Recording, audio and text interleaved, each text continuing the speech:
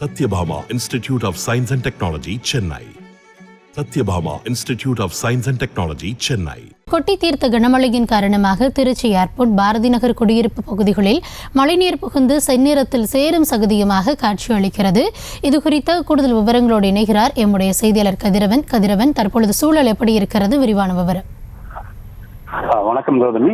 திருச்சி மாவட்டத்தில் நேற்று மாலை 3 மணி நேரத்திற்கு மேலாக பெய்த கனமழையால் திருச்சி மாநகர் மற்றும் புறநகர் பகுதியில் ஒரு சில இடங்களில் குடியிருப்பு பகுதியிலும் மழைநீர் சூழ்ந்தது. மேலும் சாலையோரத்தில் இருந்த மரங்கள் மற்றும் மின்சார டிரான்ஸ்பார்மரும் சாய்ந்தன.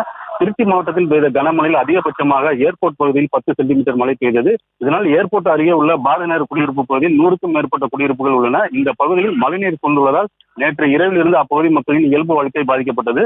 மேலும் மழை பெய்தவுடன் பல இடங்களில் மின்சாரங்களை துண்டித்தனர். பின்னர் மழையினால் மரம் சாய்ந்த பகுதியில் மட்டும் மின்சாரத்தை முற்றிலும் துண்டித்தனர். மற்ற இடங்களில் மழை நின்றவுடன் மின்சாரத்தை வழக்கம் போல் விட்டனர்.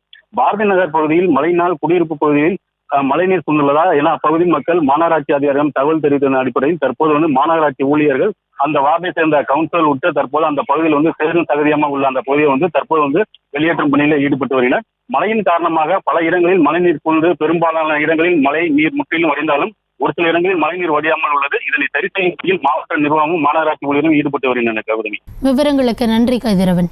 Satyabhama Institute of Science and Technology, Chennai. Satyabhama Institute of Science and Technology, Chennai.